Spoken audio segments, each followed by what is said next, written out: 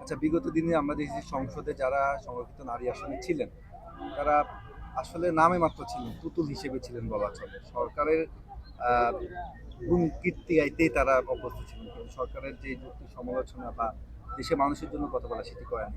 আপনারা আসলে কিভাবে কাজ করতে চান? আসলে দেখেন, এখানে একটা বিষয় আছে।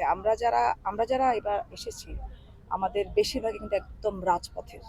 তো আপনি আমাদের কণ্ঠে যেটা শুনবেন সেটা তৃণমূলের আওয়াজ শুনবেন, জনগণের ভাষা শুনবেন। জনগণের সঙ্গে যেহেতু আমরা বেশি কানেক্টেড ছিলাম, অতীতে যেটি হয়েছে এটি থেকে তো আমাদের শিক্ষা নেওয়া উচিত। আমার মনে হয় না যে অতীতে যা হয়েছে তার পুনরাবৃত্তি মহান সংসদে আবারও হবে।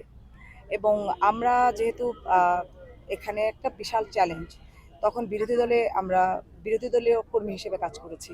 এখন সরকারের অংশ হয়ে সরকারের পক্ষে জনগণের জন্য কাজ করব।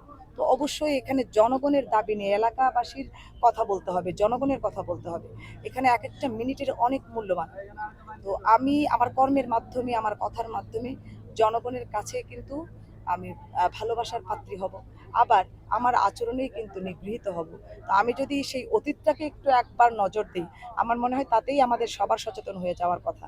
আমার মনে হয় না যে এবার যারা এসেছেন তারা এ ধরনের মানসিকতা রাখেন যে এভাবে তেলবাজি করবেন। আবার যিনি বর্তমান প্রধানমন্ত্রী, আমার মনে হয় না তিনি এই ধরনের আশকারা দেবেন।